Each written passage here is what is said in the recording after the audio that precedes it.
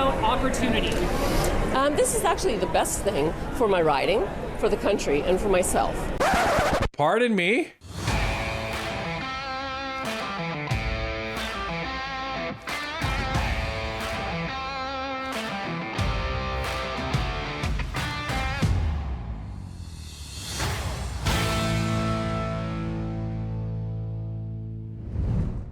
Marilyn Gladu is making the rounds at the Liberal convention this weekend, and it's clear she's enjoying the spotlight. Surrounded by friendly media and warm receptions from her new colleagues, she's leaning into the moment, but not without scrutiny or issue. To their credit, reporters are pressing her on the glaring contradictions between her past positions and her decision to cross the floor, and her answers are leaving both Conservatives and Liberals shaking their heads. But it's what she said when asked why she made the switch that changes this from a political story into something much bigger. Because now, the explanation she's offering isn't just raising ethical concerns, it's starting to open the door to serious legal questions as well. Let's take a look. You suddenly changed from being pro-life for years to pro-choice? Pour les femmes. No, in English. Okay, sorry. So for people in Canada, I have been consistent when I said that women need to have the right to choose. I obviously have my long faith traditions, but I'm ready to support the rights of women in this country. But when you said 53% of your constituents thought that leader was Pierre Poilievre, why don't you think he is that leader? Well, what I heard starting even after the election was that people, they were upset that Pierre lost his riding, lost the election. They were not confident that he could regain that. And they started to say, I really like this Mark Carney guy. I like what he's saying. Do you think he'll do what he says he's going to do? And I said, time will tell. Here we are. We're starting to see all the projects he said he was going to start and get created. He's buying F-35s. He's working on, bills to combat crime. So people, even long-term Conservative supporters in my riding have said, we really think that he's the guy from the moment. Okay, so we have to just call BS on this because we showed you already in one of our previous videos that not even a month ago, this is the same lady that was calling the Liberals out for wasting money, that was saying that they are attacking our freedoms, that they're wasting money and going after our freedoms by appealing the Emergencies Act. Marilyn Gladu is not just a quiet, shrinking violet Conservative. She has been one of the most vocal attack dogs on the Liberals in the House of Commons and on her general views. This is insane that she is now trying to say, oh, well, I've been wondering if Mark Carney is the guy that's actually going to bring us, to the promised land in Canada. And my constituents have been saying, well, maybe I kind of like that Mark Carney guy. Are you talking about the over 12,000 constituents that you won by in that election because of Pierre Poilievre?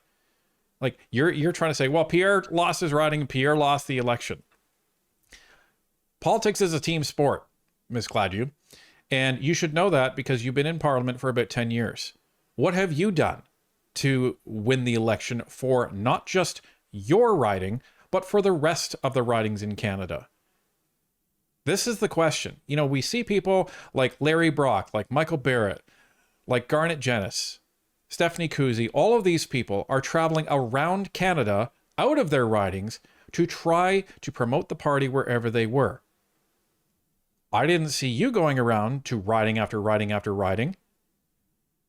You were just coasting because you're in a safe riding that has almost never been anything but Conservative. And why were people lining up at your door?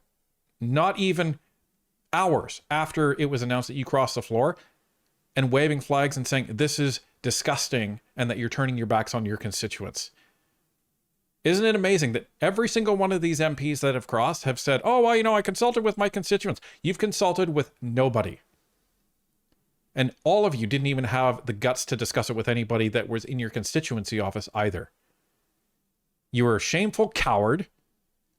And I'm sorry, we have to call a spade a spade. If you can't even have the courage to face the people that actually put you there, to allow you the privilege of setting foot in that building, no one is going to buy that you consulted with anybody. So let's just be real here, Ms. Gladu. what you're saying now is either a lie or what you said before is either a lie. So which is it? Would you still be changing parties if the Liberal government was not on track to form a majority? Is this about opportunity? This is actually the best thing for my riding, for the country, and for myself. Pardon me? Pardon me, Miss Gladu. This is the best thing for my riding, for the country, and for myself? I thought this was all about your riding in the country. What does this have to do with yourself? Why is this the best thing for yourself, Miss Gladu? Canadians want to know. What were you offered? This is where this raises some questions, folks, because if she was offered a whole bunch of money to go into her riding, fine. That's not illegal. If she was trying to say that, oh, well, you know, I just think this is best for the country and yada, yada, fine. That's not illegal. But when she says this is the best thing for myself, what do you mean by that? Because if there was some sort of quid pro quo that is going to benefit you personally, that raises a different concern.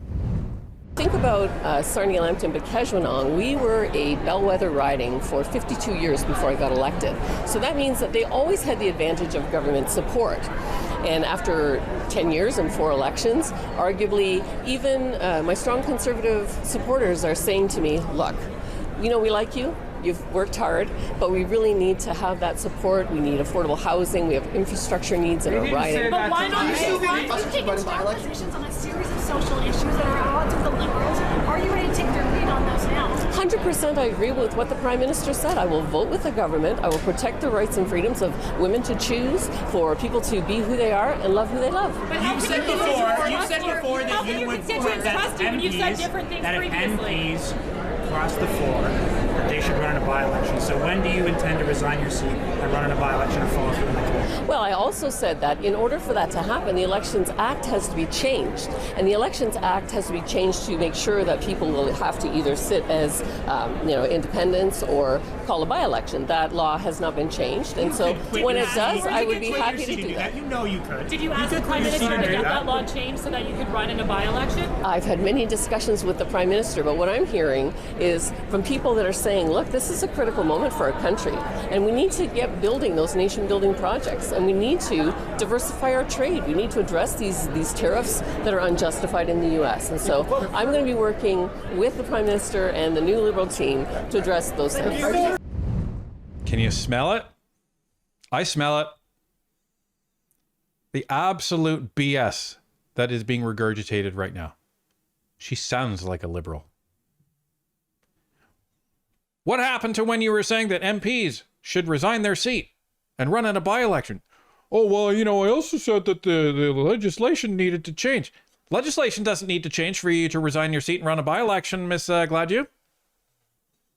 And that's what the reporter was trying to follow up with.